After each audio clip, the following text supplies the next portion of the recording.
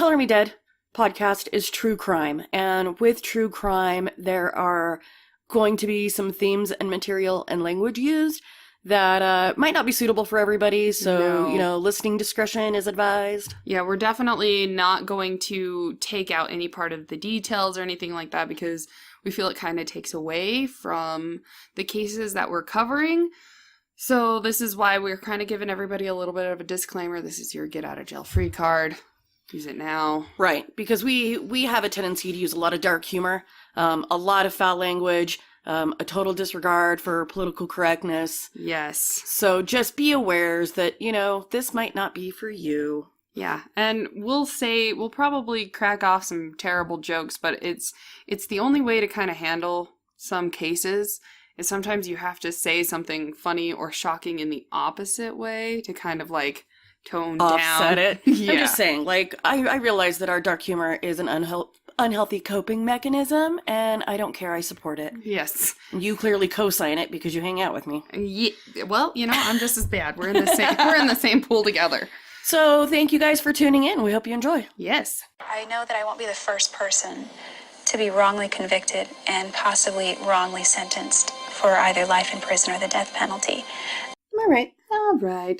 Yeah, this case.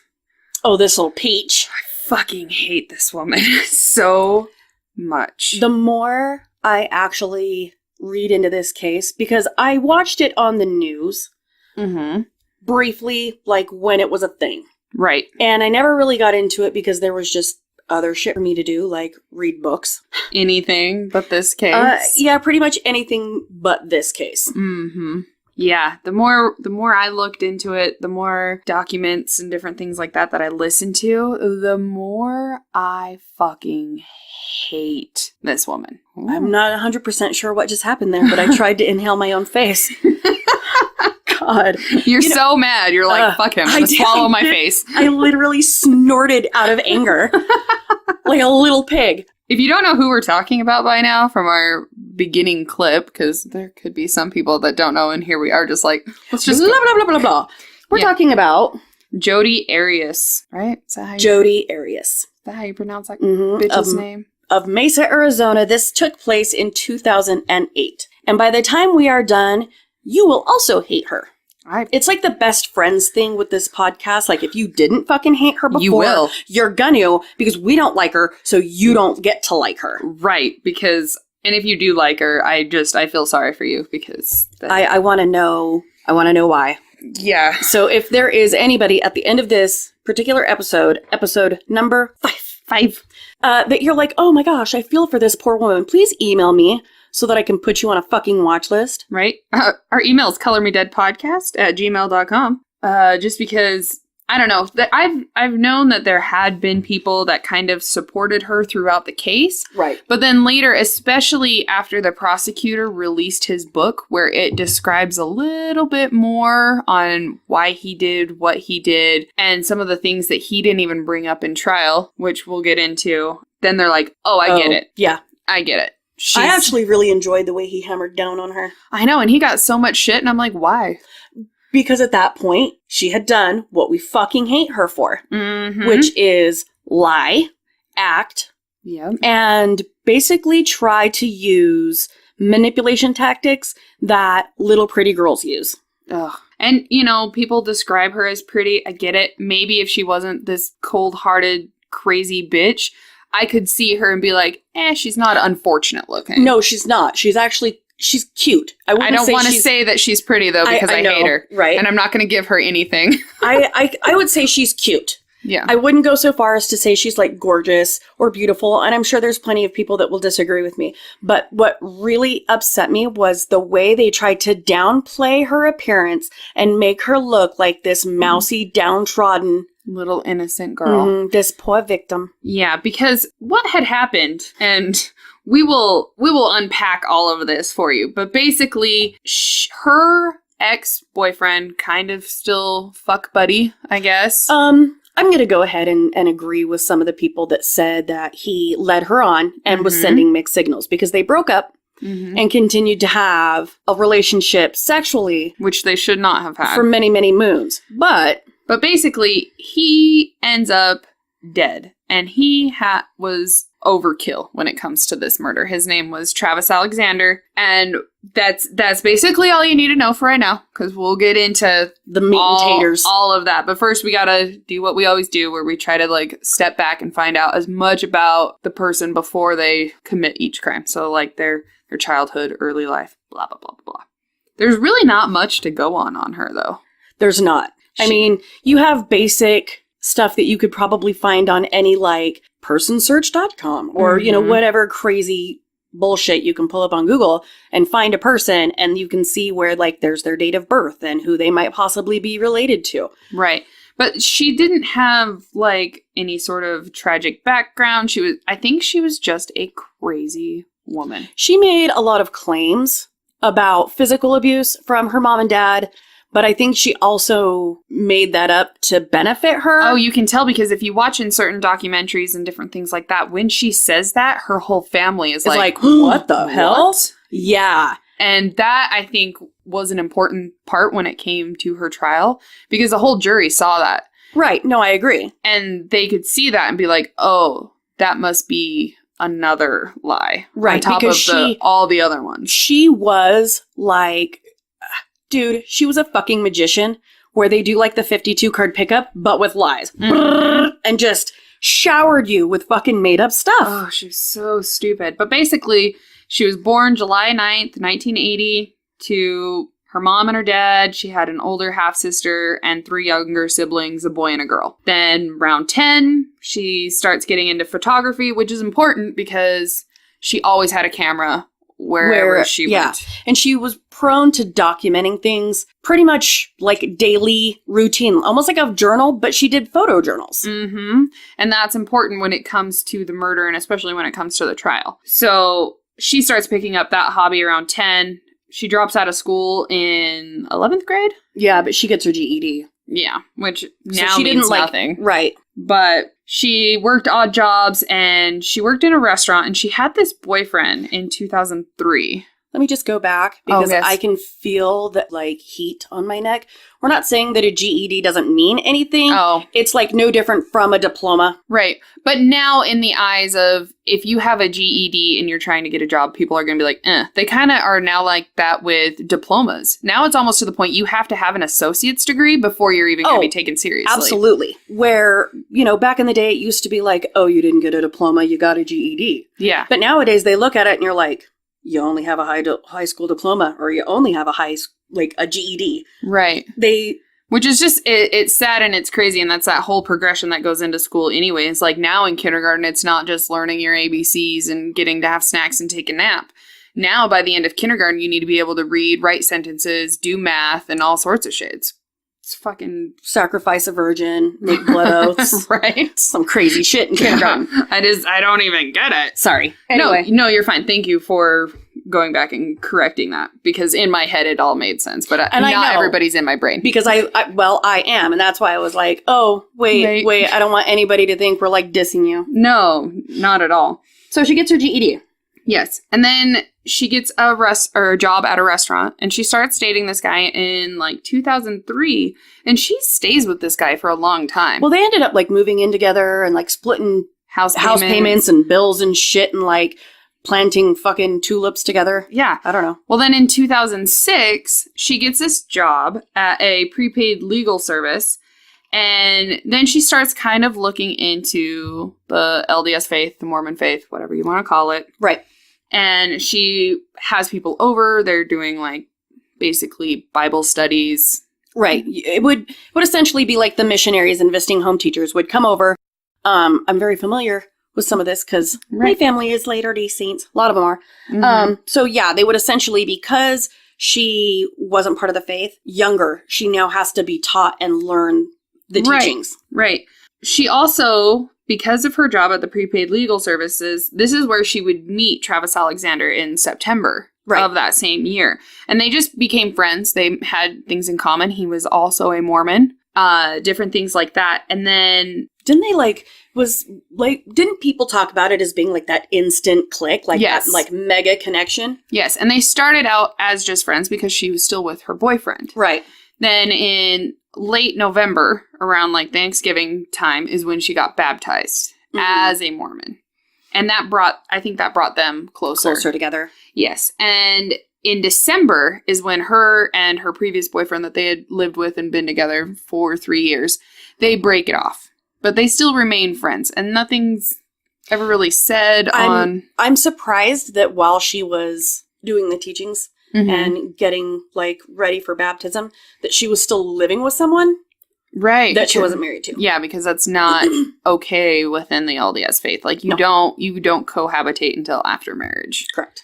Right. But they split up, and she will end up transferring. That's the word I was trying to get in my She's little going to brain. pack her shit and ship straight off to Travis. Because Yeah. they had done some traveling together. Right. Like to for different this job. like conferences and stuff like that. So they had already spent time.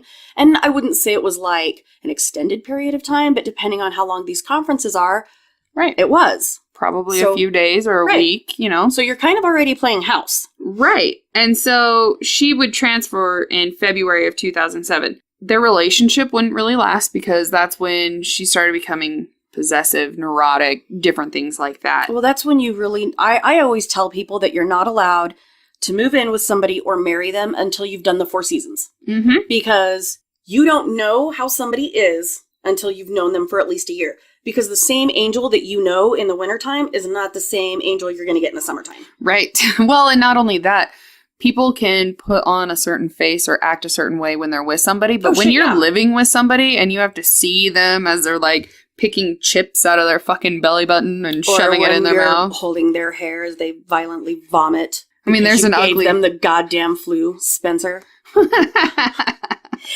I do love you. There's always that ugly side to situations. And she just became a little bit too much. However, he was still within his faith. He wanted a good, wholesome girl, but he wanted to keep her on the line because he knew... Well, they were still bumping fugglies. For a while. The lady, the young woman that he ends his relationship with Jodi, and then he starts dating another LDS young lady who was very much a no sex before marriage, chaste, pure woman. So he was like, well, I gotta keep crazy woman on the line. Here we go again, guys, with sticking your dick in crazy. Please don't. Just don't. They make like apparatuses and whole dolls and just parts of dolls. Yeah, there's alternative measures. And they don't come with knives. Yeah, I'm pretty sure if you are breaking up with a woman because she's neurotic and crazy and you fear for your life, maybe. That was his one mistake is he should have just cut it off and left it. But they still worked together, so they still traveled together. Right. And then eventually in 2008, she would transfer back to California. And then a little bit on Travis is that, you know, he was a good kid. His dad passed away in 97, him and all of his family. I think that was kind of like when their dad passed away, like from what I saw in the documentary, they kind of used that coming together as a new LDS family as like the glue to hold them together after they lost their dad. Right. So it was important to him. And then he would grow up and he was a motivational speaker for this prepaid legal service. Right. And he insurance. seemed to be like a really put together kid. I mean, from everything his family said, he was a nice guy. He was respected. He was well liked. Yeah. Good Mormon kid. And that will go against everything that Jodi would try to say about him later. Right. Because the only person that had anything bad to say about him was her. Exactly. And then after Travis and Jodi broke up is when he started seeing that woman that we talked about, the really... Oh, Lisa. Yeah, Lisa. I don't know her last name, though. Is Daydon? Is it Dayden or Dyden? The point being, her name is Lisa. Yes. Because I can't pronunciate that. Yeah, I can't pronunciate. Not pronunciating. I can't do it. I just George Bushed the fuck out of that word. I love it. Oh my god. Pronunciate. Oh, that's beautiful. Fuck. Oh, shit. Okay, so they wouldn't date for very long either, but he would push for marriage during that time. And my guess, this is totally my assumption, not anything that's documented, is probably the reason why he was pushing for marriage with her is so he could get away officially from Jodi, because once they got married, then he could start banging her and not have to worry about crazy pants. It was probably a combination of like wanting to continue having like intimate relations, because let's go ahead and face facts, dude. Everybody likes to bang. Yep. Okay, maybe not everybody, but most everybody. Most everybody. And when it comes to, and this isn't talking crap or anything within the LDS faith, but a lot of people get married pretty quickly after they meet. Right. And I don't some know of speculation is because then they can do that and they're not breaking rules. Their covenants, their vows or whatever, or if it's just that like puppy dog love and people just rush into things. It's probably a combo. It's probably a combination of all of those things, because they also, most of my family, when they got married and everything, the first thing they did was start making babies. Because I have like 17 first cousins. So I know that the LDS relish family life. They want to create and they want to have, and they do, and they have big families and they start young. Yeah, they do. So I also come from LDS family, and you know, my parents only had 2 kids, but you know what? Maybe that's like the smartest thing I've ever heard, though, because if you start younger, then you're done sooner and you can still enjoy life while your knees and shit still work, and you can still like go on vacations. Yeah, dude. Like, maybe they really had like a method to their madness. I'll be in my 40s when all my kids are out. Dude, I'm on the downhill slope right now.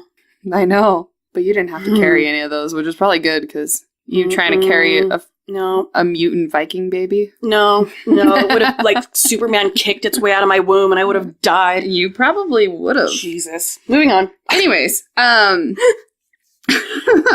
Lisa, Travis's ex, would actually testify during trial against Jodi, saying that Jodi was very...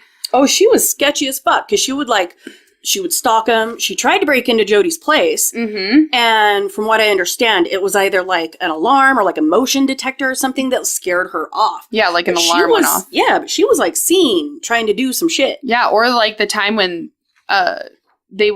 Travis and Lisa were in Travis's house and she just walked in. Yeah. And then she saw them in the kitchen and then she was like, left. But they were both in kind of fear, and then not too long after that is when Lisa found out that Travis was still doing the do, sticking it in Jodi, and so she was like, I don't want any part of this. This Can is you blame weird. her, though? No, because realistically, like if I were dating like Spencer, if I were dating Spencer, walked in to his home and found text messages or something on a voicemail or ladies' clothing that didn't belong to me or his daughter. Yeah, it's gonna cause I'd have been issues. like, oh, dude, if you're banging somebody else. Well, and especially in Lisa's case, where she's a devout Mormon, she's living her life to her faith, right? Wanting but to not. Like, yeah, I mean, especially so for her. But I think most women have that standard of like,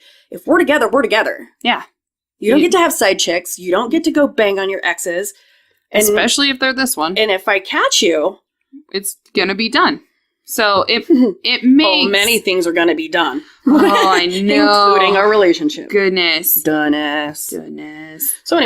Anyways, I'm going to insert this in now before we get into the murder, even though this part wouldn't be found until quite a while after the trial. It was actually in the book that the prosecutor had talked about, where a week before the murder, Jodi staged a burglary in her grandparents' home, because once she transferred back to California in 2008, she lived with her grandparents for a little while. And she staged this burglary. Right. And the only thing that was missing was the .25 caliber gun. Right. And the reason why that's important is because that was the same kind of gun that was used. It was the same caliber weapon that was used to kill Travis. To kill Travis. Right. Also, she had borrowed 2 5-gallon gas cans from one of her friends. And she would end up going to a different town, purchasing a rental car. Didn't she, like, completely try to change her appearance, too? Like, she was, like, she was a blonde girl, and she went dark. Yep, she went... I think that was more her natural color, was the brunette. It probably was. And so she dyed her hair back brown so that nobody would recognize her. She gets a rental car in a different place so nobody in that other place would know basically who she is. Right. She would get these gas cans. She would end up buying a third gas can. This way she wouldn't ever have to stop for gas. So there was no trace. Like, she wouldn't be seen filling up her car. She wouldn't be seen making, random stops. Right. She could stop on the side of the fucking freeway where there's no lights, no camera, no witnesses. Right. And this is important because this proves that there was a lot of planning. Oh, shit, beforehand. Yes. Oh, yes. Because also when she gets into the spot where she gets to where she's going to meet up with Travis, which Travis doesn't know that she's going to necessarily show up, she also takes the license plates and off of the car. Them. Yeah. So then it doesn't show that it was from California. So now if any of her friends, or if his friends, I should say, if anybody sees this car, they can't, alert him. Right, because it's a brown-haired girl. Right. It could just be a random passerby. It could be somebody looking for a lost dog. Shit. I don't know. Exactly. So that proves that there's a lot of that. And I was going to wait until later, but I think that's kind of important before we hit into the murder and into the trial, because none of that stuff was necessarily mentioned in the trial. Briefly in that documentary. Yeah. But it wasn't...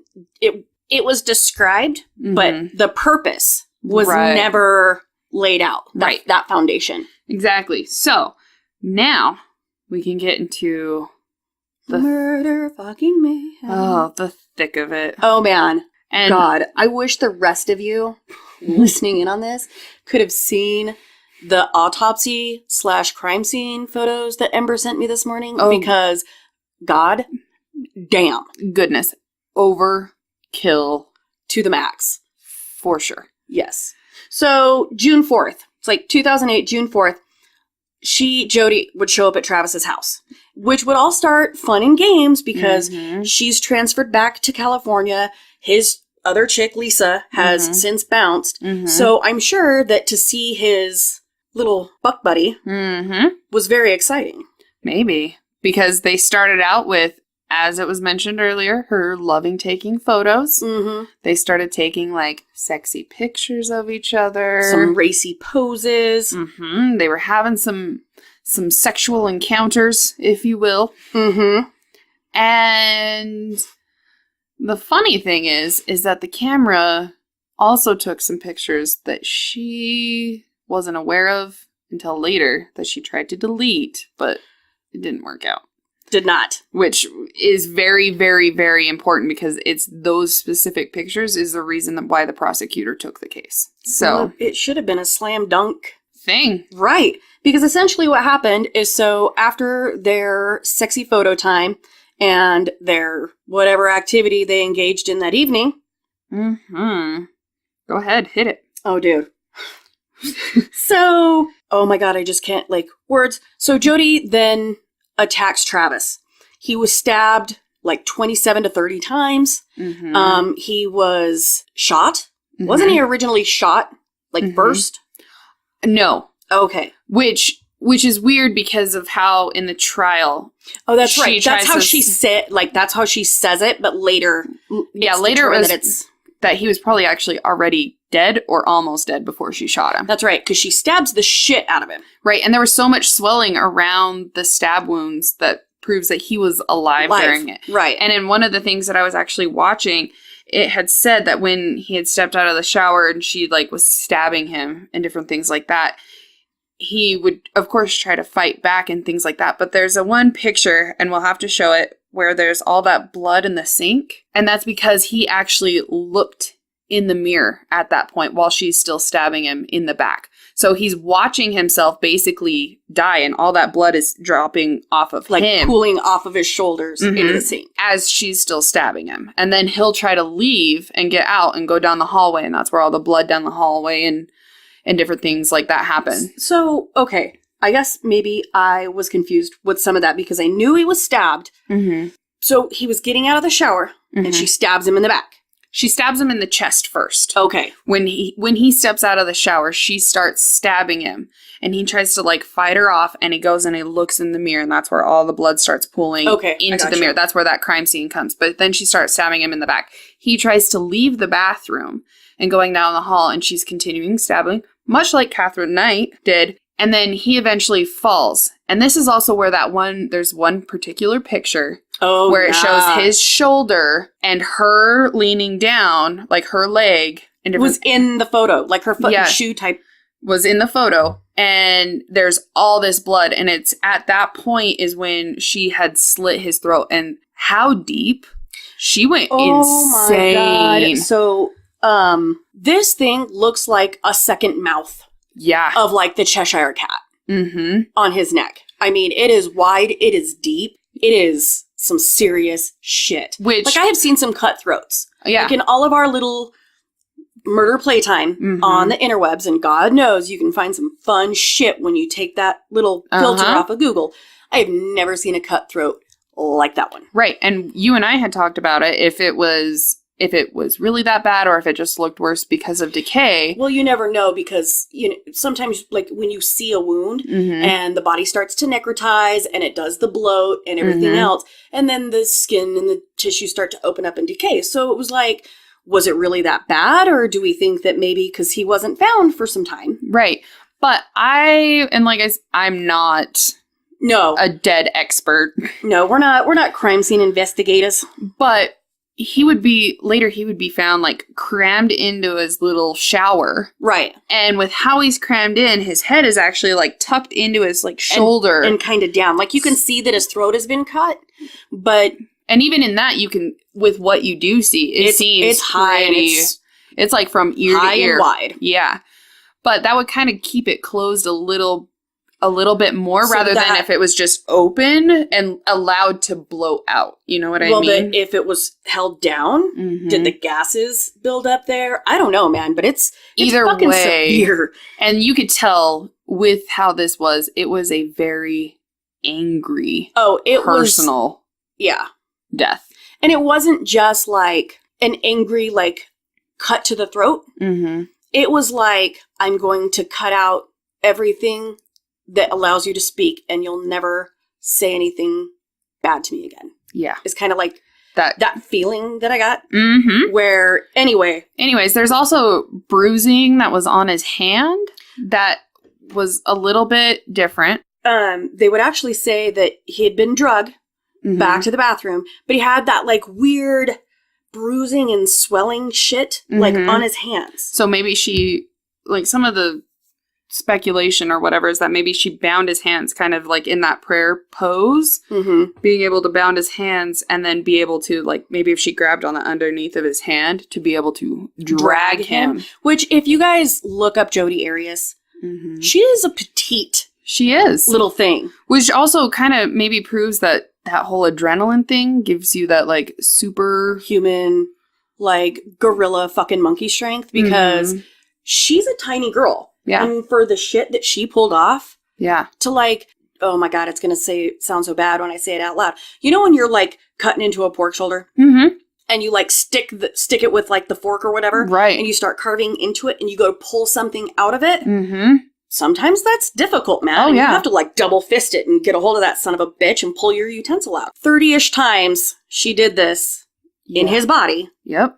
And then drug his body back to the bathroom. Stuffed him in that fucking shower. Yeah, this was after she also shot him in the head. Right. With the Slit his throat. Shot him in the head. Let's hope that he, like, was so far gone in shock after being stabbed. Could you imagine? I'm going to lie to myself and say that after a certain amount of time, he just went into shock and that he didn't feel it. Or like she hit an organ or an artery and he was actually bleeding out by the time she decided to open his throat like that. Well, I think one of the stab marks actually hit his heart, or a part of his heart. Let's hope that he had, like, gone into shock and was on death's doorstep and had no... Yeah, right. Dude. And I also... She essentially, like, you know how I envision that? Is like, you know when you start opening a can of tuna and that one side starts lifting and then you peel it open? Because that's essentially what she did to his goddamn throat. It was deep. And she will go on to say many different things about how this all happened. But even with her last claim, the one that she went to trial with the most, this was more than just, because she would try to say that it was self-defense. Right. This was more than just a self-defense thing. And also, why wouldn't you report it as right after it happened? Right. No, stabbing somebody in self-defense, okay.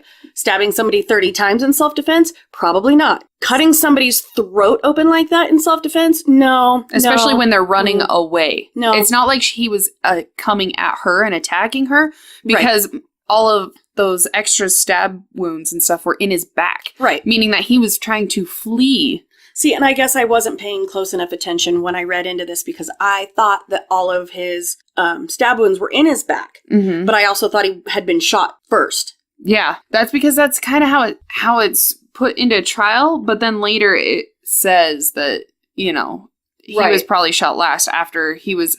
That was like the extra. I mean, he was probably already dying or mostly dead before she even slit his throat. So like the slitting of the throat and the shooting in the head were just like the cherries on top. Oh yeah, no, she was trying to fucking put sprinkles on her cupcake. Mm-hmm. And that like I said, if I'm gonna fight somebody off in self-defense, dude, I'm stabbing them enough times to get the fuck away. Yeah. And then I'm going to run, I'm going to scream, and I'm going to get help. Exactly. Which proves that, you know. No, she's full of shit if she says that's self-defense.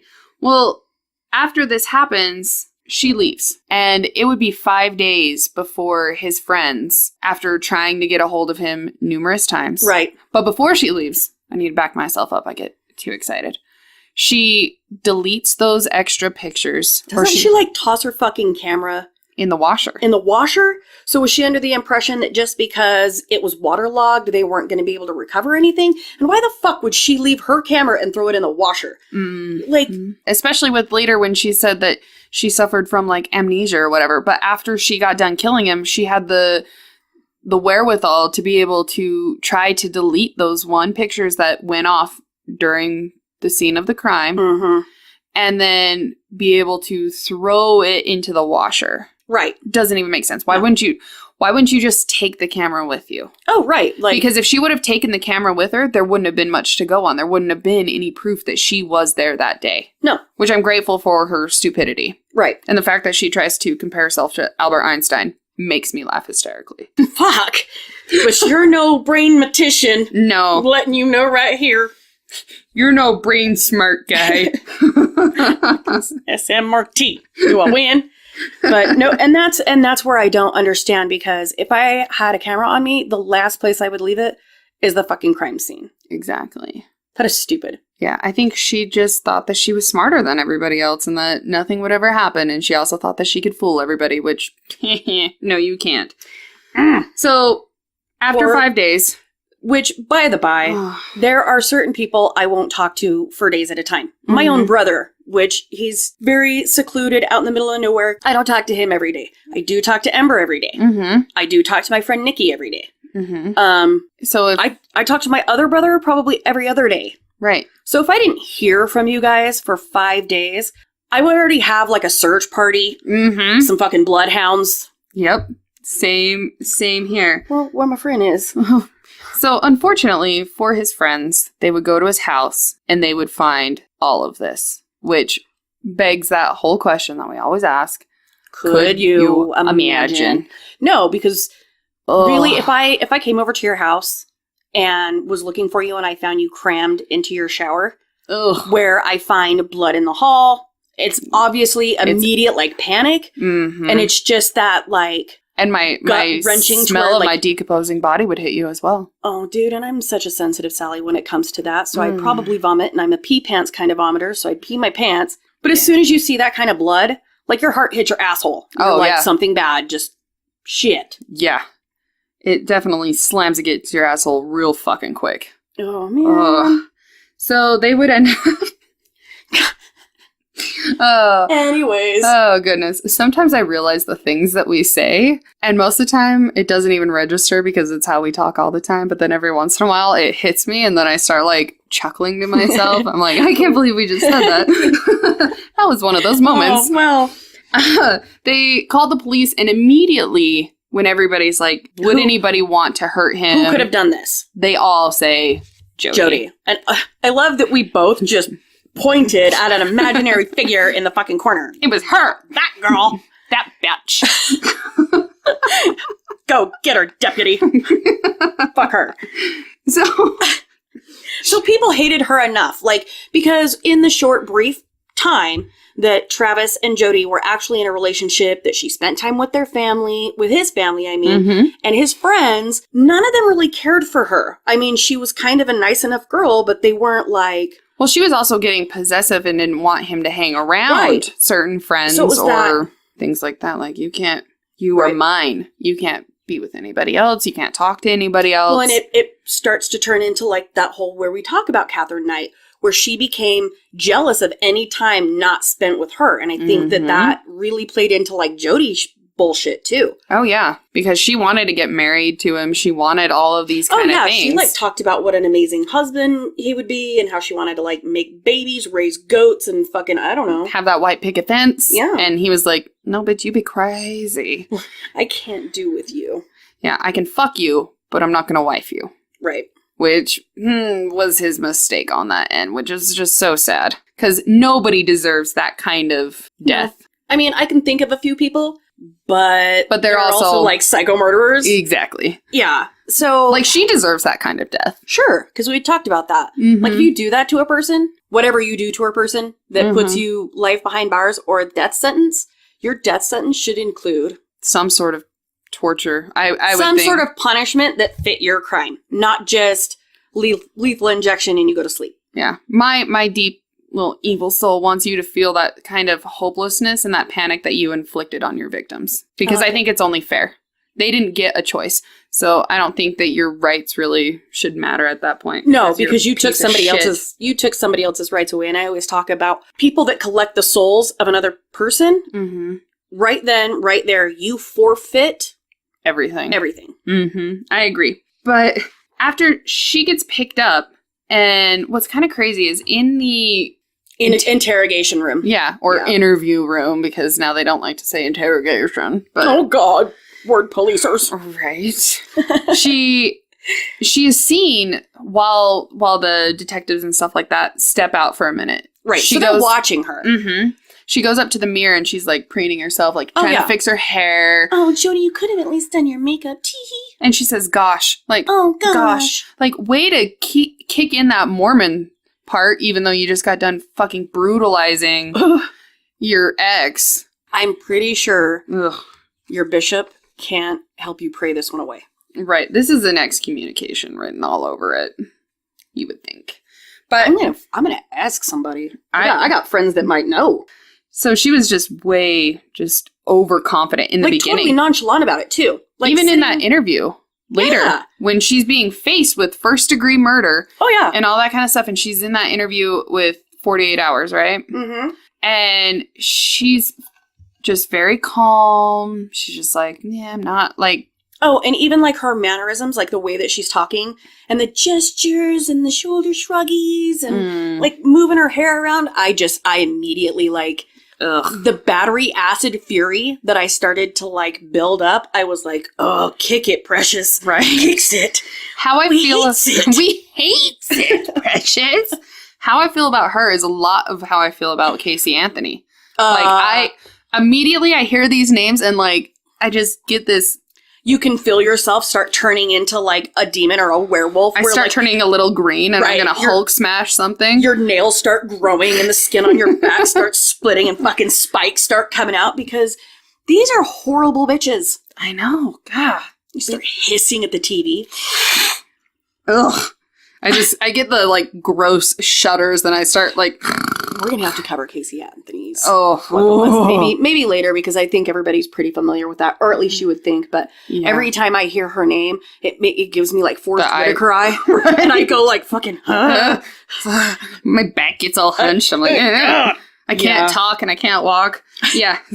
Start grinding my teeth. Ugh, it's just terrible. That's how I feel. That's how I feel about her. But first she would say she didn't know how he dies at all. Like, she tried in the very beginning to try to be like, I know nothing. But then they're like, well, you see, we found this camera that has pictures of you guys in sexual positions, different things like that. And she's like, oh, well, I was there.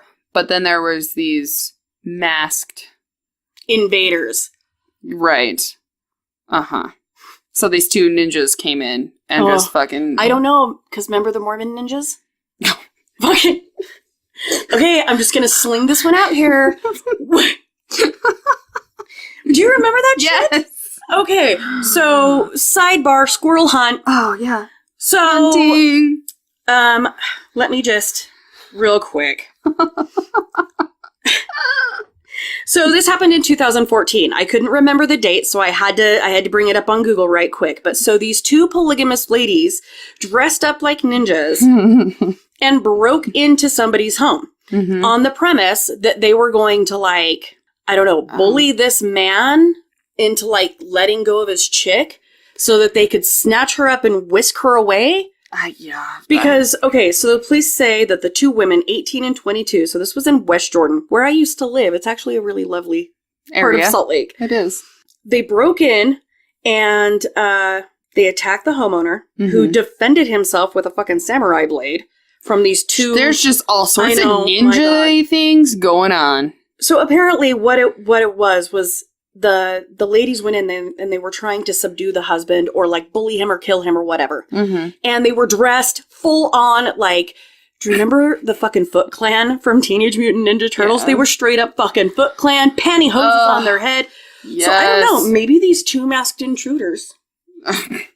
Fuck. Maybe that's where those women got this ideas from this case in the beginning. God knows. Ugh. So anyways. Sorry. No, it's okay. That was a lovely squirrel hunt.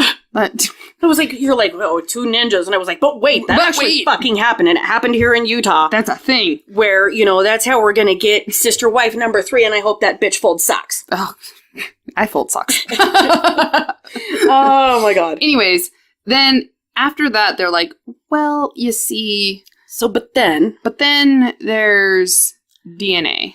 Your DNA mixed in with his blood. So, care to explain that? And then this is where she takes on the whole, well, I did kill him. I didn't want to say anything because I didn't want to tarnish his reputation. But I had to kill him in self-defense. Right. Because he was abusive. Right. Liar! Lies! Oh, man. So, you've already changed your story. Was it ever, tell me now, spoiler alert, did they ever figure out why her DNA was mixed in with his? Because this is news to me. It was just like handprint DNA type of... Oh, like maybe fingernails or skin or hair or something. Okay. Something like that. Like, while you're stabbing somebody in the back, you might, like, get a piece of your long, flowy hair. Right. In the way? Okay. Or, you know, little pieces of your skin might be mixed in with that, which you would assume with how violent and everything. There's no way her DNA wasn't there. Okay, fair enough. All right. Anyways, so the one thing that pisses me off is, one, she then tries to take on the role of she's the victim now. After what she's done. And after all of these lies, and she even says, I lied before, you know, I was scared or Stop I didn't remember. Stop doing that right now, because that's what she does, and I know that you're mimicking her, because Don't hit me. She, like, rolls her shoulders forward and puts one to the side and gives little cute puppy dog eyes. I was just a victim. And does this thing, even with her voice. Because when she's on trial, the many faces of Jodi Arias, you could, like, literally fill up a flip book. Could you imagine if you played that? Could you? Could you? If you played a game called The Many Faces of Jodi and you watched interviews with her and every time she changed her face, you had to take a shot? We'd die. You would. Like, within the first 15 minutes. Like, I realize I can put down some booze. And sometimes I can hold it and sometimes I cannot. And sometimes I'm face down on your fucking couch. But if we tried to keep up with her act with even 30 proof... Right. We would die. We really would. So, she would try to be like, you know, I did it in self-defense. He was very abusive. He would hit me. I would have marks, blah, blah, blah. But she would never... Nobody would ever see these marks. And she would talk about them being, I hid them. So they were like on my back, or they were on my torso, or they were places on I my could legs. places I could put them away. She sounded like a cutter almost. Yeah. You know what I mean? Where they put their cuts where y'all can't find them. Which she probably took some from actual victims. Probably. To feed into this crazy fucking lie. And to make matters worse, on top of it, not only did you kill this man in a very violent, brutal way, you're now saying that he was an abuser and that he was a pedophile. Because she's... Okay, so there we go on the many faces of Jodi Arias. She slung out so many different stories and so many different versions and so many different lies that she said the culmination of abuse that led her to have to defend herself against Travis was that she walked into his bedroom and found a picture of a little boy in underwear and that he seemed like ashamed and angry and like tried to rush to hide it. Mm-hmm. And because of that, that's what kind of sparked the furious ending. Yeah, but there was no pictures. No, they didn't find any of that at the crime scene. And you would think that if that really took place, that shit would be laying out. If they found a fucking camera in the washer, you're going to sit there and look me in the face and tell me that they couldn't find this mysterious picture of a little boy in panties? Or I'm sure that he, as with most child pedophiles and different things like that, if they have a computer, you are most likely going to find some shit. Yes. And even if they don't have a computer, you're going to find a hidden little box with all sorts of stuff. And there was nothing. Even Jared Fogle didn't hide his shit that well because that fat fuck is sitting in prison, getting beat up on the daily. Right. So you're going to tell me that they found a camera in the washer but couldn't find whatever depraved little stash of kiddie porn that he supposedly had? Which way to just try to take away what little dignity that man has. I didn't want to say anything to anybody. I didn't want to tarnish his reputation because he was abusive. But wait, just abuse isn't going to clear me for cutting his throat. He's also a little kid fiddler. Yeah. No, bitch, you fucking nasty hooker face. Which makes me hate her.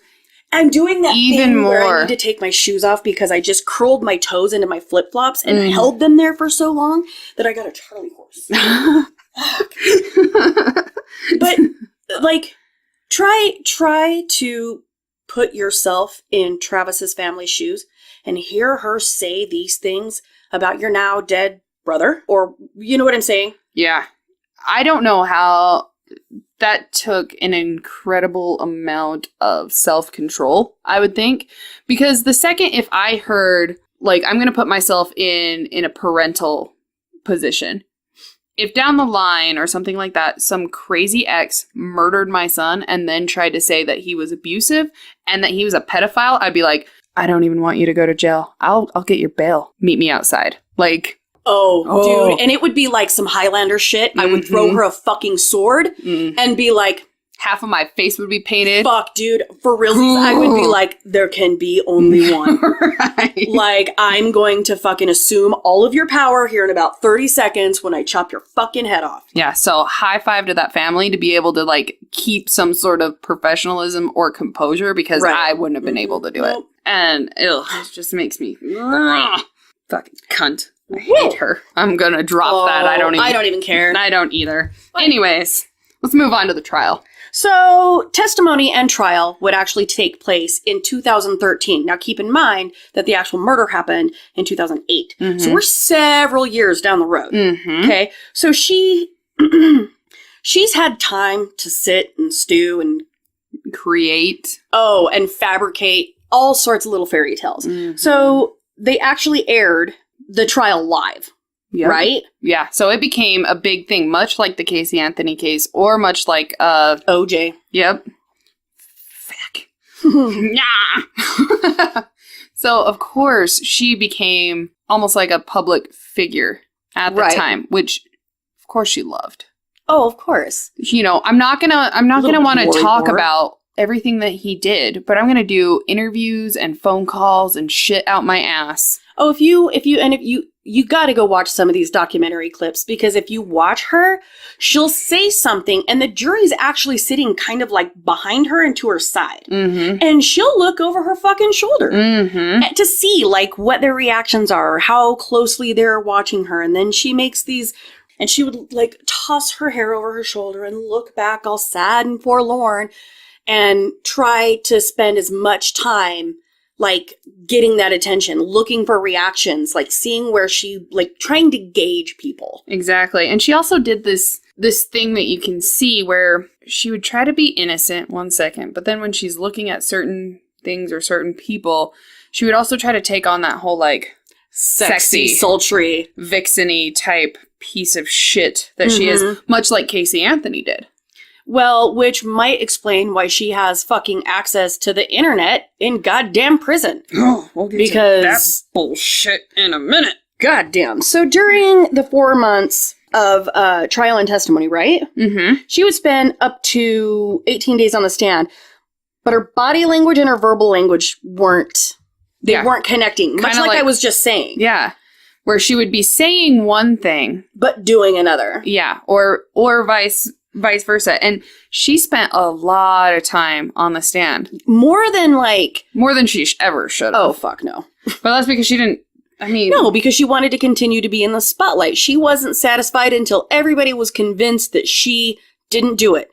But you fucking did. But you did. I'm trying to find back here on my notes, because there was that whole situation with her one witness, her one friend, that, and maybe I just have my cases mixed up, but I don't think that I do. I'm not sure where you're going with this. She had a friend that was supposed to take the stand, but she was passing notes back and forth with her in a magazine, kind of like how you would in like middle school. Yeah. And in it, after her friend, Ann Campbell, it's right here. Okay. Oh, okay. When she was exchanging that, she would say, after Ann Campbell said her like little piece, being her defense witness, right? Jodi wrote a note to her that said basically, we need to meet ASAP because what you just said contradicts everything that I've been trying to say for the last year. Okay, so I completely did not know that. Yeah. And luckily it was caught. Where did you find that? Like, where did you get that info? On a few different sites that I was looking into. Shit, dude, good work. Because I, like, in everything that I read, I never saw that. Yeah, I went in. So they did oh my god, I got You know that when I was a kid, I had a little bit of a little stutter. It's okay. I get that way when I'm overly excited or angry. But yeah, I just got so excited that my tongue decided to like act like do a door dance stopper.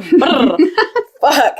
So how did she get caught with this? Like, did the judge see it, or did like a bailiff? I think somebody ended up picking up that magazine before it got to Anne, and when they opened it up, they saw the note. Shit. Because then she was never able to testify, which is another reason why Jodi was on the stand so much, is because her one other like kind of witness, because she was supposed to be kind of the witness to prove that he was abusive. Well, that's what she wanted her friend to say. Well, because she would say that, Travis was verbally and sexually and physically abusive, and that she tried to say that she had PTSD and all this crazy shit. But if her friend isn't cooperating and being like, yes, PTSD, physical abuse, yes. Yeah, she was supposed to try to say that, he was abusive. Right. But apparently with whatever she had said didn't correlate exactly how Jodi wanted her to say something, which is why there was that note. Right. And luckily it was found before Anne could ever take the stand, because if Anne would have been able to take the stand to say,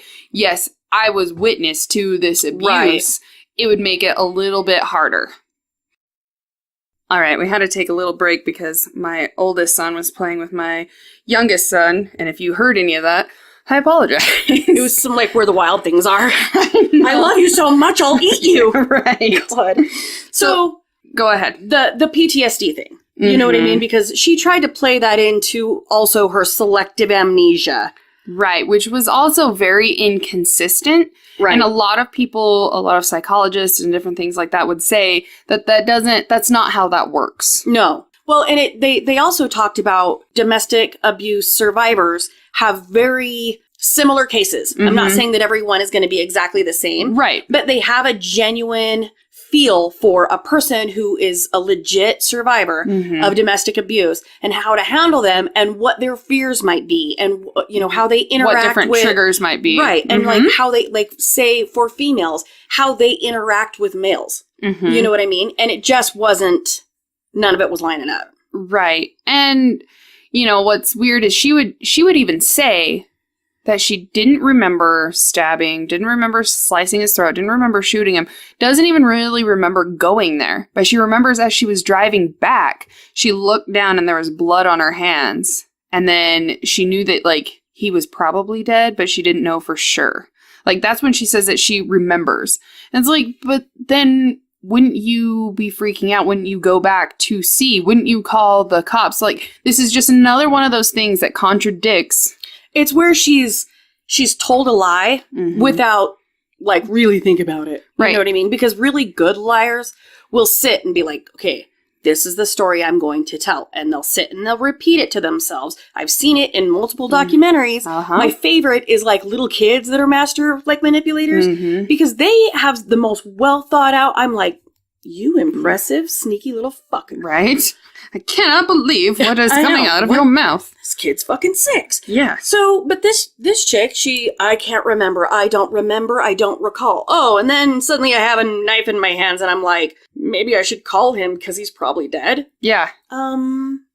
No. And why would your first thought when you look down and see blood on your hands is Travis? Unless you knew. You could have looked down and been like, Jesus Christ, was I sacrificing chickens? I would have looked down and first panicked and thought, am I bleeding? Yeah. If it's like a true, like... Well, stop and think about some of the crazy shit I've done while I'm sleepwalking. Yeah. Because, oh my God, my sleepwalking is fucking bananas. But that time that I almost choked, because I went into the kitchen and I took a bite of a biscuit or something and attempted to swallow it like a snake without chewing, and I woke up choking. Like, which almost is terrifying. Almost to the point of, like, passing out type shit. So when I came to, I immediately grabbed a jug of milk and, like, drank enough that it actually caused me to blow it up. Thank God. Right? Because Spencer came around the corner a few minutes later and was like, why are you purple? And I was like, I tried to kill myself with a biscuit. Fuck! Like, we know better. We know better. Hide those biscuits. Hide the biscuits. So... she's coming to from this weird amnesia. She's driving a car. She's got a knife, and there's blood. And she's like, fuck Travis. Right? Wait a minute. First, I would think that something happened to me. Second, if it was a true thing, you would, when you came to, you would be in such a panic that normally your first thing would be like, I need to go to the cops because something has happened. You would think so. Either she was a victim and she's injured, or somebody else was injured, or, you know, something obviously has happened. But no. The blood and knife, I would probably do that thing where I would rush to the hospital and be like, check me for fucking ticks, because somewhere there's a hole and you gotta plug it up. Kind of like the lady with the busted can of biscuits where she was holding her brains in. Remember that story? Oh, yes. Where she's just laying there holding a fucking... where she got shot when she was, like, in her car or something like that? Or she thought that she thought she had been shot because she left a can of biscuits in and there. it got hot. And it popped. And when it hit her on the back of the head, she reached back and felt goo. And she was like, oh my God, my fucking brains. So she just lays there with a biscuit on the back of her head. She's like honking the horn for help. So somebody comes and helps her. And she's like, I've been shot. My brains are showing. They're like, bitch, you got a biscuit stuck to the back of your head. Those are grand flaky biscuits. I know. I can see the butter crystals. But no, she calls. And it goes to voicemail, clearly. Yeah, and then she's like, oh, he's fine. And no biggie. She just doesn't say anything until she's finally picked up 6 or 7 days later. Yeah. Type of thing. She would try to go so far with this whole survivor thing that she actually had that shirt that said survivor on it. Like, oh, okay. See, and this is what really frustrates me, because I am a huge advocate for domestic violence survivors. Me too. My mom worked at the women's shelter here in town for a long time. My best friend's mom worked, I think she still does, works at the women's shelter. And my cousin is a victim's advocate. Like, some of the shit you see You know what I'm saying? Like, some of the things that I know about, and even my own personal childhood or whatever. When people do that, it really takes away from actual victims. Right. That's why I super hate fakers. And people that are like, rape. Uh-huh. And it didn't happen, and they find out later. Because then you make it to where the people that are actual victims, they have to go above and beyond to prove everything, because people start side-eyeing them like, is it really true or is it really not? Because we've ran across a lot of people who claim this, but they're just full of shit. Are you full of shit? And so you immediately put a victim in a spot where they have to be defensive. Right. And you're putting a weird stigma on domestic abuse survivors or rape survivors or whatever kind of survivor. You know what I mean? Exactly. And so people like her is just, I just don't like her. No, because she's a thunder cunt. Very much. Like, she's like an ankle, though. She's 2 feet below a cunt. Like, she doesn't even get the status of being You lack the depth and warmth. Exactly. Anyways, so after this first trial, she was found guilty of first-degree murder, but they went into a deadlock when it came to if she should go for the death penalty or not, because in Arizona, the death penalty was then up for grabs, but they couldn't decide for sure. Like, most of them found her guilty of premeditated murder, and 7 found her guilty of felony murder. But because they couldn't come to a consensus, a whole everybody unanimous decision, it ended up having to go into a penalty trial, which started in October of 2014 with a whole new jury. We got to bring everybody else in. We got to run through this.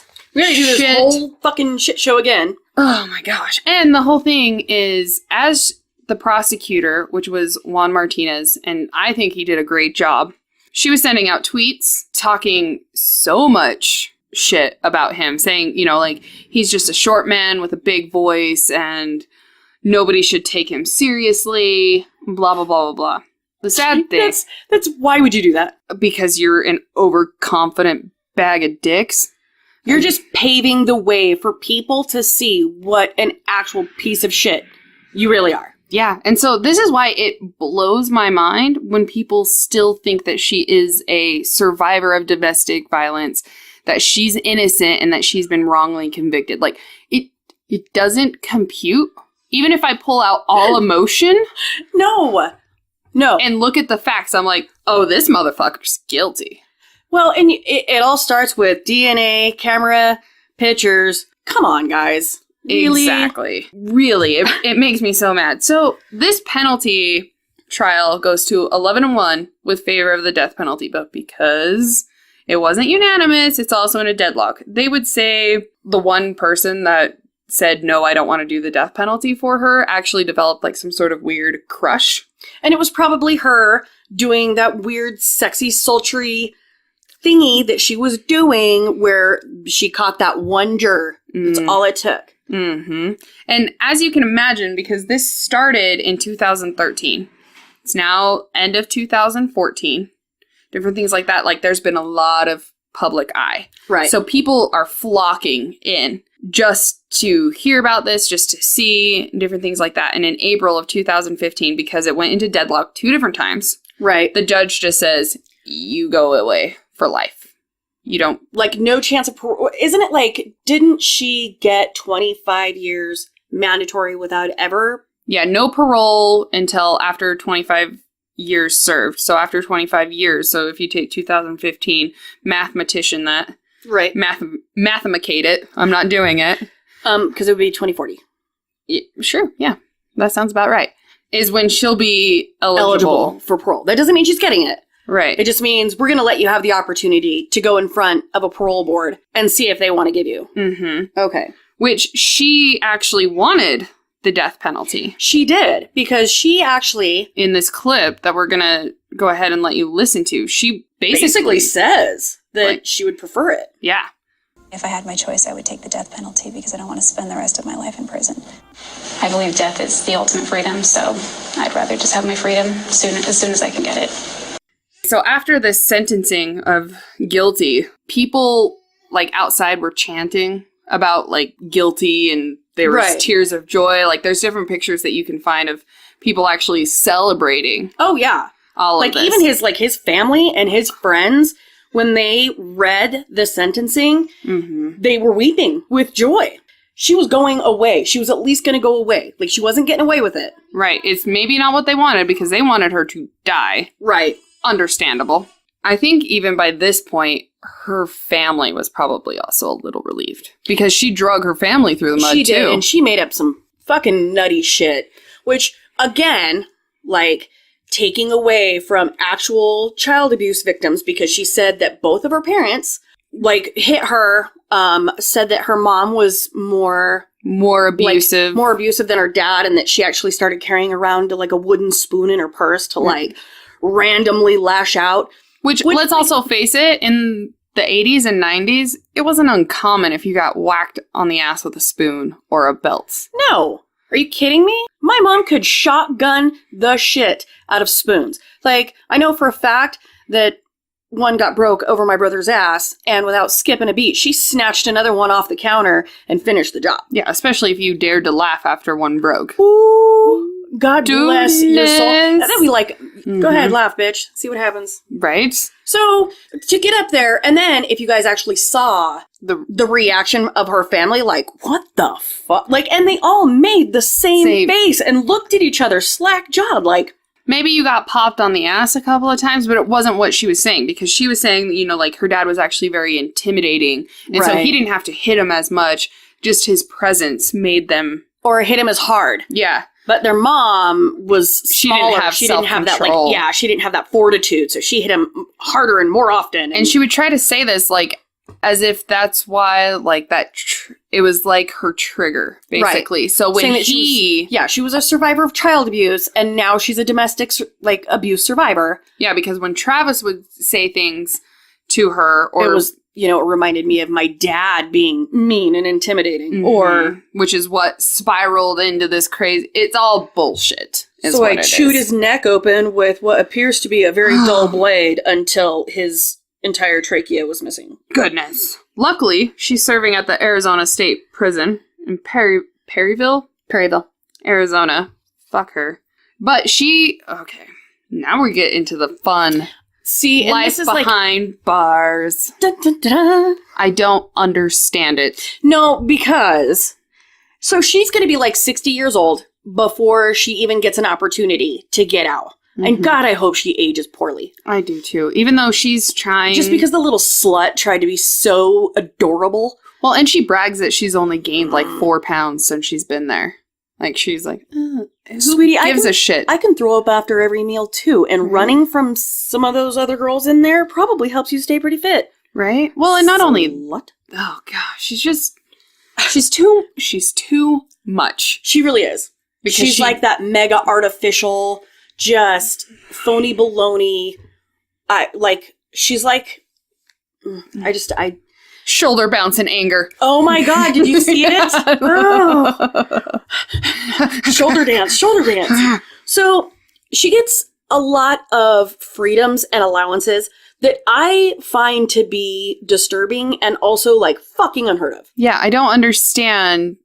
She's a convicted murderer. But she gets to paint and sell paintings, which that's not as uncommon. No. Well, a lot of people can do that. People, it doesn't matter, murderers, whomever, that's sitting in there on a super sentence, they can do that. They can draw. They can paint. Kind of like my friend that does Serial Killer Central. You know, he's got a lot of artwork from different killers that are in prison. Exactly. But the one thing that's weird is, you know, she also does have lawyers currently that are trying to work to... I don't know, appeal or something in order to try to get her out sooner. Right. They're trying to really play on that domestic. She totally deserves freedom. Yeah. So she can go and stab somebody else 29 times. Here's the fucked up shit. Wrap your brain around this one. If she gets out, there's dudes on the outside, like, waiting. Yeah, because it goes into, she gets to Skype. Okay, this is where the fucking train leaves the tracks in my brain, okay? Since when do convicted murderers have access to Skype for unusually long hours, like 9 hours a day? Yeah, she gets like 9. What the fuck? Internet, Facebook, Is it because she's pretty? How many dudes did she have to blow to get that kind of privilege? She took so many dicks. So many dicks. She had to have. Like, if you were to peel her inside out, she'd look like a porcupine? Oh my god. Dude. Just like a bukkake video. Just all the dicks. All of them in and around your mouth. Or in and around something. Because since when, and maybe we just don't know enough about fucking prison. Maybe we're dumb. Maybe we are dumb, but I don't think I am. Yeah. I mean, if somebody knows if, like, convicted murderers get to Skype all day, please let us know. Just get to hop on a fucking iPad and boot scoot through fucking eBay. Yeah. Looking for, like, what?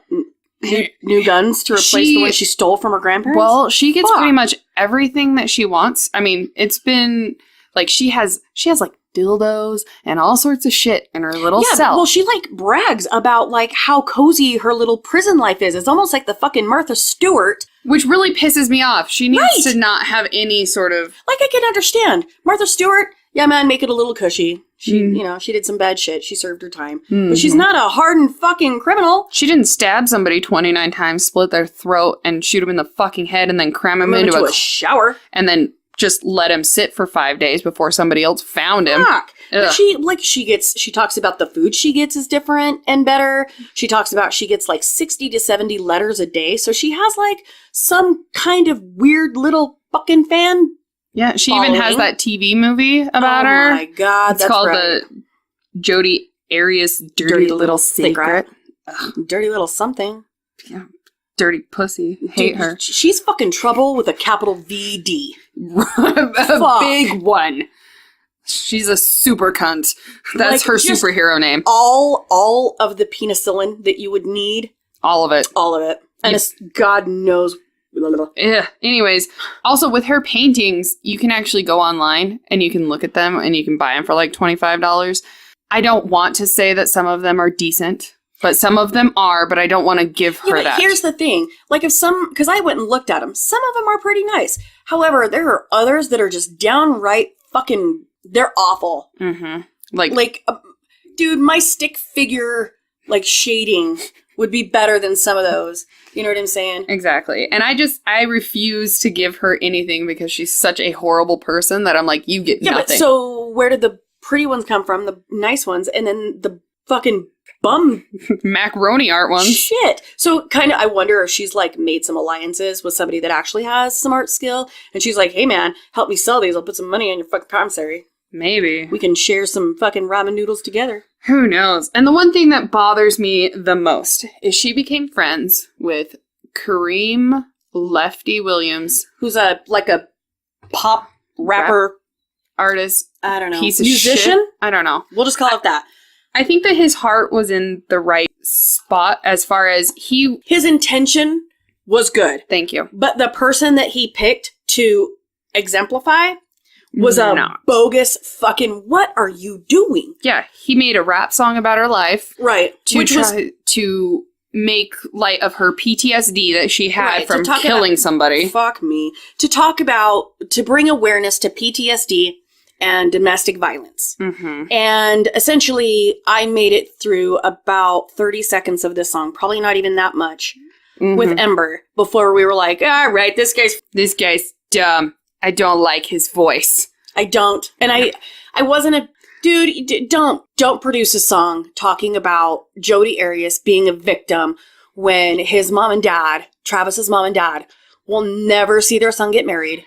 Produce grandkids, spend Christmases together, nothing ever again. This Lefty douche even says that, you know, he refers to her as his little sister, and he is very upset about about how she's kept. I got really excited and I inhaled my own speet. Because he's like, oh, she's being held like a caged animal. Bitch, she's a murderer. Dude, you know that, like, when my kids get in trouble, and depending on the severity of their crime, I go so far as to treat them a little bit like a prisoner. They get all their shit taken away. Yep. You gotta earn those privileges back. Oh, fuck, dude. Slam that motherfucking door and I'll take it off the hinges. You won't even have that. You won't even get your privacy. Exactly. But here she is talking about her cozy, cushy life, but her new big brother, Lefty. Yeah, and he's like, this is inhumane. And how she left Travis wasn't. Even in whatever. And he would even say, this is a direct quote from him, Jodi is a victim of domestic violence. I got other women who were victims too, and they are just trying to get the attention for the cause. Jodi isn't the monster everyone thinks she is. Okay. Question. Yeah. Was he, like, asleep during the whole trial? Was he asleep during the whole crime scene photos? Where was he? In the studio trying to produce sick beats, apparently. Be in my studio. Caw-caw! Caw-caw! Because did you not find any of that shit alarming? Yeah. Could you not find any other domestic abuse survivors to think about? I got one for you. Right? How about Tracy Thurman? Exactly. How can you take her, Jodi and be like, she's a domestic violence survivor, but fuck people like Tracy Thurman. She's a true victim. No. This Jodi bitch is just a monster who's trying to piggyback off of true victims. Right, because there was like to get away with shit. Zero proof that she's none whatsoever. There was actually, I'm doing that thing where I get excited and I smack you. It's okay. I need a minute. So they actually, during her trial, they had like not a psychiatrist, but she was like a domestic abuse counselor / I think they paid some bitch on the corner and was all like, here, pretend you're here. this. So this lady, I don't even know her name. That's how uninterested I was in practically her everything about her career. She interviewed Jodi and then took the stand without ever knowing Jodi, with not ever seeing anything, was like, yep, victim. Yeah. Sure enough, she said so. Yeah. And I believe it. Motherfucker. Right. And then you had the like actual like psychiatrist or whatever for the case would come in and look. And they would say, maybe she has like maybe a borderline personality disorder. Yeah, almost kind of like a bipolar type thing, because she would be able to look and read in her journal or while talking to her, and she could go from being really happy to very, very sad, emotional, like fast. In like the split of a second type of thing. And so they're like, maybe there's that, but she didn't suffer from amnesia. No. And yeah, she may have some sort of PTSD, but it's not because she was a victim. She may just have some PTSD because she had to get hit with the reality of everything that she actually did. I don't know how you could go through and murder somebody the way she did and not be a little fucked up from it. I agree. I'll give her that, but that doesn't mean... I'm not even going to say that it's like full PTSD as much as it is like... guilt. She's just guilty. She just feels a little guilty. Anyways, so Kareem is her big brother, her bestie, different things like that. But because she gets to Skype all the time, in May of last year, so in 2016, there was reported that she was planning a wedding with one of her fans. Oh my God. And keep in mind, she gets marriage proposals all the time. Which, men, why? Again. Well, you know what? If you knew this woman has stabbed somebody 29 times, slit their throat, and shot them and left them in a fucking shower, why would you be like, I want some of that? Dun, no. Dun, dun, dun, dun, no. Like, usually... Slap yourself right now. God, kick yourself in the dick. Like, okay. Just go run really fast at the corner of the couch, balls first. Exactly. Because that is essentially what you're asking for life. And they're like, well, she's pretty. Okay, there's lots of pretty women out there. Oh my God. She's not the only one. And the chances of this one going crazy and stabbing you is real high. I'm just saying. She has a track record. Statistically. Finger quotes. Finger quotes. I'm just kind of wondering if some of these guys that aren't like writing to her and proposing to her don't have like similar bipolar / like personality / I want somebody to love me like you're strangling a fucking kitten at 3 years old and won't let them go and be because they're also that like magnitude of fucking crazy. Maybe, or they're just wanting to grab a little piece of fame being like, yeah. I'm the guy that's, Maybe. I don't know. But so last year, she's supposedly planning this wedding. I haven't been able to find anything since then like, on not it. to substantiate it. Right. And it was something that one of her friends had said to a magazine that basically was that she wants all of her family and friends there, and it will be a fairy tale wedding to the man she loves. And she won't say who the man is. She's kept that kind of close. She has this illusion that she's going to be in this, like, tight-fitted dress. She's going to have a big diamond ring. She's going to have the bouquet, and she's going to walk down the aisle. Yet, that's not how marriage in jail works. No, it does not. And essentially, how it all goes down, should you get married while you're in prison, is you basically get 15 minutes in the cafeteria. You might get some cupcakes. You might get a minute. You might get a minute of alone time, but there's really not conjugals. No, there's not. So are they going to pull like an Orange is the New Black and go bang on the vending machines for a few minutes? And I don't know. Hope that's good until they're 60? Yeah, I don't know. Because especially in her case, like, she always has to have like 2 officers with her whenever she's visiting with anybody. But about that. Well, and furthermore, you're not going to get that big white wedding. You're not going to get to have anything sharp, including a bouquet. You don't deserve any of that, in my opinion. Dude, once again, once you collect that from somebody else, you fucking forfeit that. Especially in her situation. She wasn't a victim of domestic violence. No. You know, she wasn't a victim of 2 masked people coming in. No. She didn't not know what happened. No. She took time to stage a burglary, to get a gun, to then dye her hair, get gas cans so she doesn't have to stop along the way, to getting a rental car, to then pulling the license plates off of that rental car, to go to his house with that gun. So she knew what she was going to do. Oh, fuck yeah, she did. After she got a little piece in, she stabs him. He stumbles to look at himself in the mirror as he's watching himself die as she's stabbing. Why did he do that? I don't know. That's a weird thing to do. It could have been like a panicky thing. Like, he stepped out, she started stabbing, he kind of like pushes her away or whatever to stumble to look to maybe try to see if what's happening is how bad is it? Yeah, to register. And then he's like, oh fuck. He tries to run away. She's stabbing him. He finally falls. She slits open his throat. That's not even a slit, because when I think of a slit, I think of like a paper cut. Yeah. That is like, she hacked that thing. And in the case when she would say that she shot him in self-defense, he was calling her names and started coming at her, and that's when she shot him. So, but then why?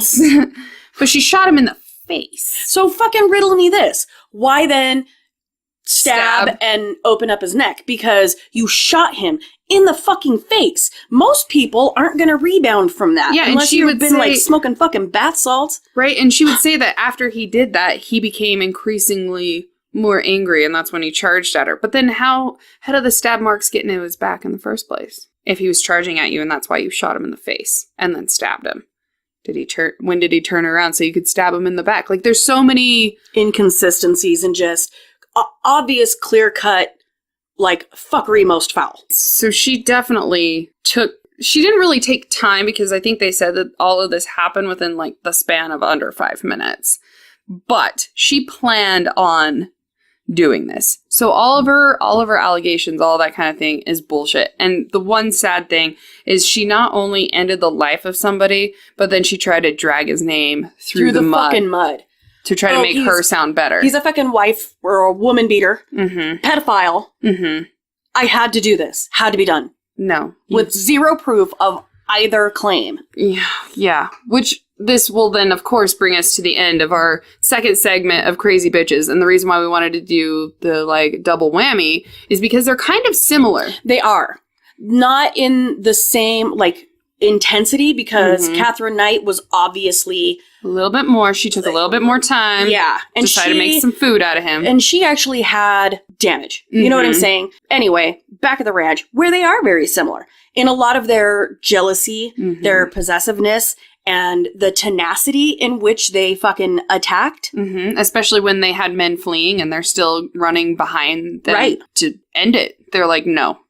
And I think with that whole, as you were saying, with when she had butchered into his throat with that whole "I don't want you to ever speak again" is probably because he probably did call her a crazy ass bitch.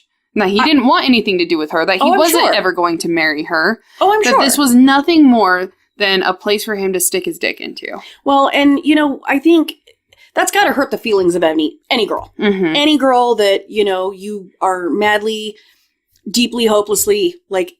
But then you just get over that guy by getting under the next one and maybe sending him a picture. I don't know. Fucking, you don't stab him. No, I agree.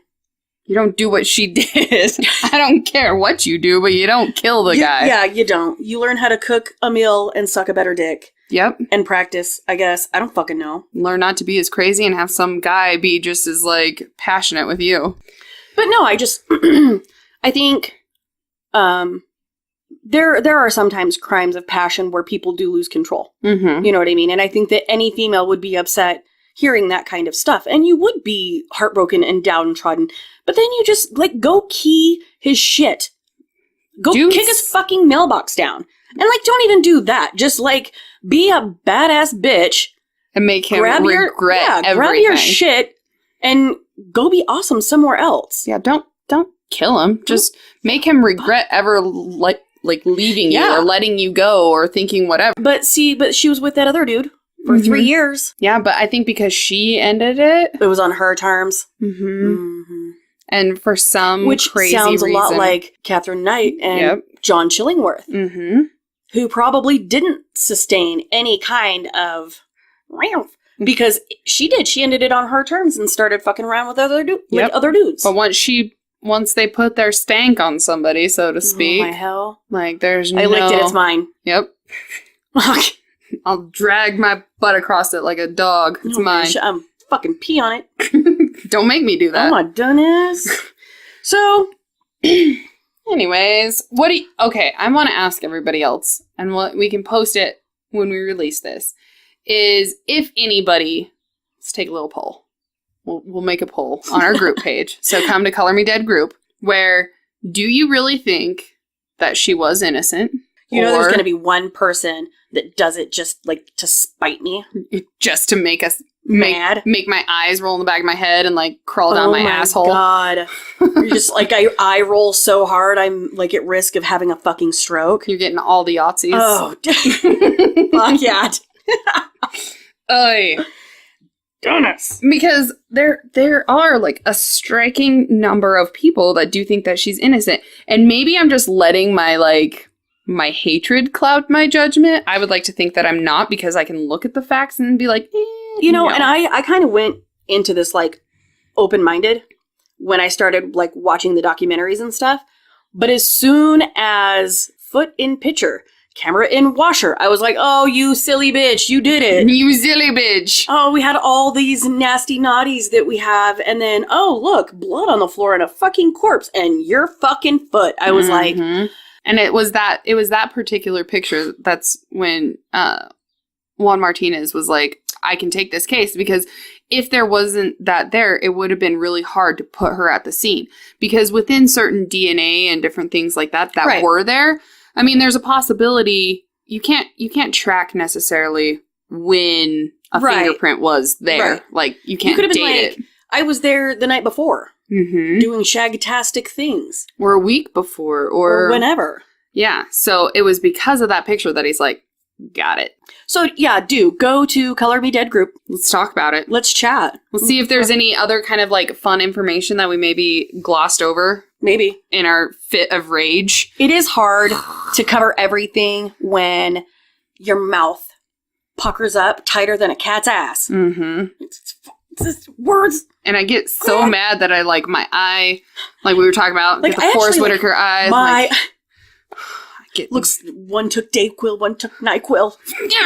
Jesus. One had 8 shots of espresso. I get that thing where, like, my back muscles and my chicken wings start to ache a little bit. Because I've been tense. I've been doing that with my arms. And I keep reaching back to, like, rub knots. Because I'm fucking angry cramping. Anyways, go to Color Me Dead group. Come join us there. And don't forget to follow us on the Color Me Dead page. Yes. You get exclusive little bonus features and, like, hints on our next episodes. You can follow us on Instagram at Color Me Dead Podcast. That's where we drop a lot of our pictures of, like, crime scene photos. different things like that. I haven't decided if we want to even show those autopsy pictures or not. If we do them, let's do them on Facebook because you can actually put like a content warning. Yeah, we would definitely put a little and probably hide them somewhere in the comments actually, rather than it was like, no, you need to understand what you're clicking on because it's I can handle a lot of things, but even when I saw that, I was like, oh God. Yeah, that was a lot to handle. Anyways, email us at colormedeadpodcast@gmail.com. We always want to hear stories, different things. If you like are a survivor of something or you have some sort of story that's within your family, I have a few survivor stories in my family. Right. We always want to hear about those. Yeah, and if we missed something or we got something wrong, feel free to reach out and correct us. Mm-hmm. We'll give you a shout out. Right?